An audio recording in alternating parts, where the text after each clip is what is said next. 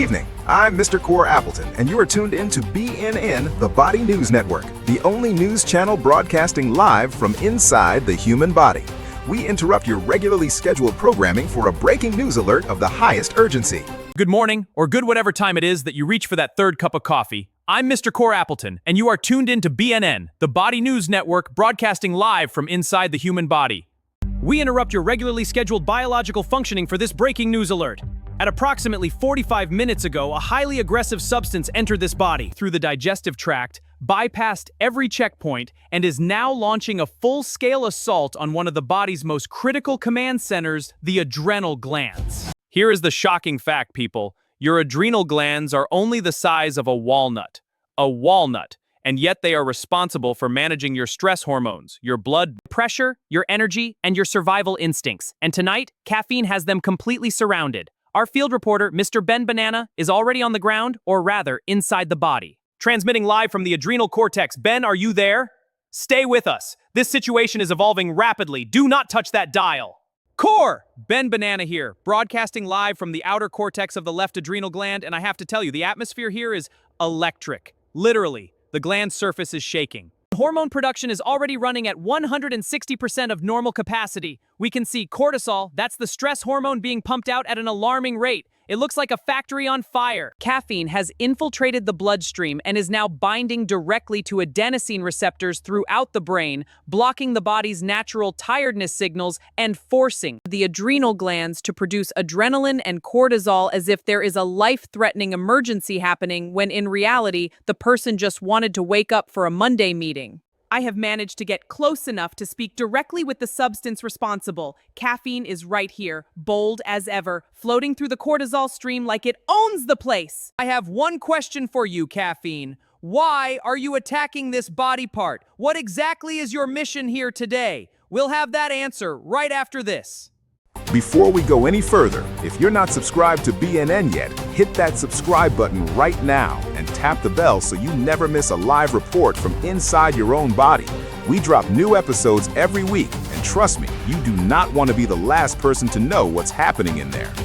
While you're at it, smash that like button. It takes 1 second, and it tells YouTube this episode matters, which means more people get the health facts they actually need. Drop a comment below. Tell us what villain you want BNN to investigate next. We read every single one. And if you know someone who smokes, who's stressed, who skips sleep, or lives on fast food, share this episode with them. Not to lecture them, just to let BNN do it instead.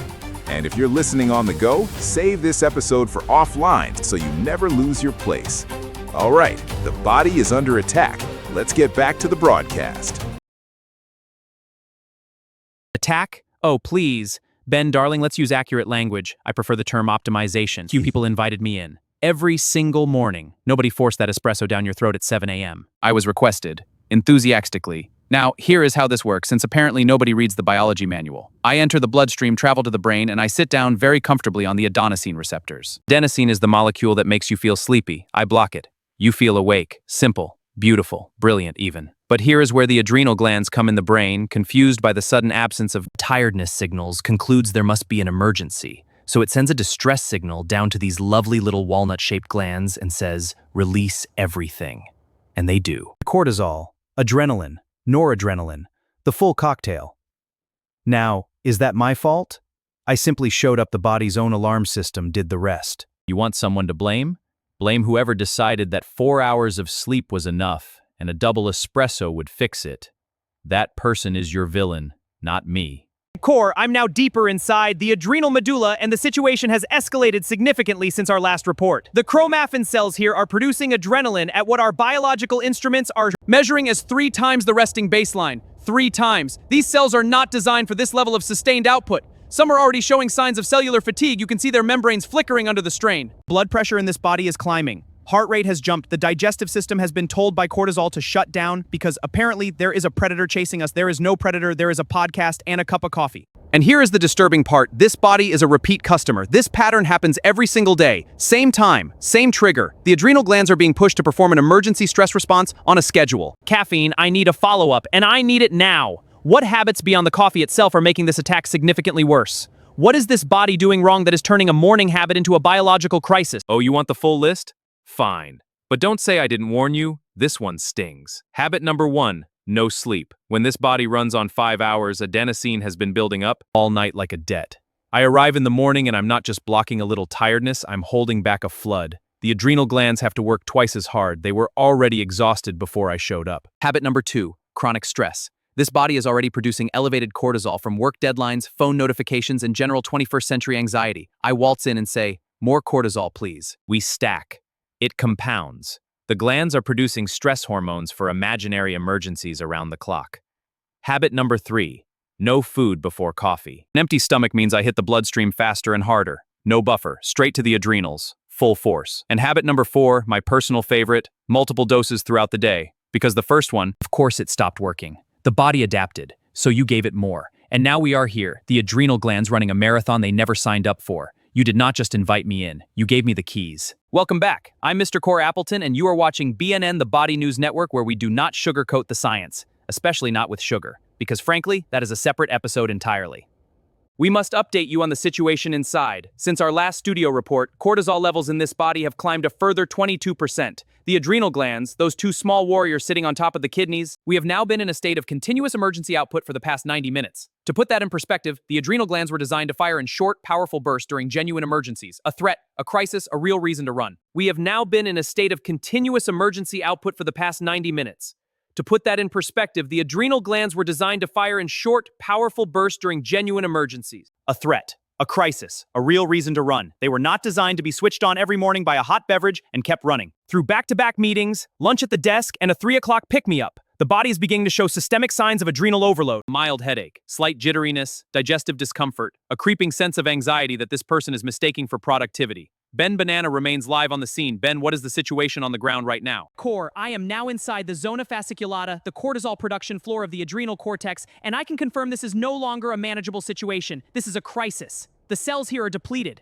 Their cholesterol reserves, the raw material for cortisol, are running critically low. The pituitary gland up in the brain is still sending ACTH signals demanding more output, but the factory is nearly out of raw material. This is what doctors call adrenal fatigue in its early stages. The glands are not broken, but they are exhausted. And if this pattern continues day after day, the caffeine, the stress, the poor sleep, The recovery time between episodes gets longer and longer until the body starts feeling permanently flat. Tired for no reason, wired but unable to focus, running on empty while feeling like it should be running on full. I have caffeine with me one final time, and I have one last question, the one every listener needs to hear answered. Caffeine, what would actually stop you? Fine, you want to know how to stop me? I will tell you. But I want it on record that this is deeply against my interests. Step 1, sleep. Actual sleep. 7 to 9 hours. When you sleep properly, adenosine clears naturally overnight. You wake up already rested. You do not need me to impersonate energy. You do not need me to impersonate energy. I lose my power completely when the body has genuine rest. I absolutely hate it. Step 2, cut the quantity and the timing. 1 cup, maybe 2, before 10 in the morning. After that, adenosine needs to do its job in the afternoon. And signal the winding down of the day. Every cup after midday delays your sleep onset by hours, which means tomorrow you are more tired. Which means you need more of me, which means I win again. You are welcome. Step 3, eat before you drink coffee. Food slows my absorption. The adrenal response is gentler, less catastrophic for those hardworking glands. And step 4, manage the stress independently. If cortisol is already elevated before I arrive, I am just adding fuel to a fire that was already burning. Exercise, breath work, actual rest between tasks. Reduce the baseline and I become manageable. I am not the enemy when used wisely. But wisely is rarely what happens, is it? Core, something remarkable is happening down here. Something I was not sure we would get to report today. The body is fighting back. About 20 minutes ago, this person put down the coffee, drank a glass of water, stepped away from the screen, and took 10 slow, deep breaths. And I know that sounds almost embarrassingly simple, but the biological response has been immediate and measurable. Cortisol output from the adrenal cortex has dropped by 31% in under 15 minutes. The chromaffin cells in the medulla are finally slowing their adrenaline production. Heart rate is coming down.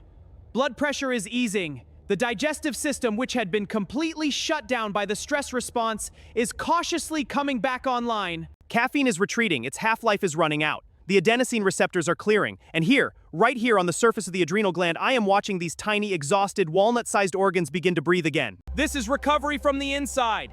It is real. The body knows what to do. Back to you, Core. And there you have it. The adrenal glands, 2 structures no bigger than a walnut, sitting quietly above your kidneys, have been managing your survival since the day you were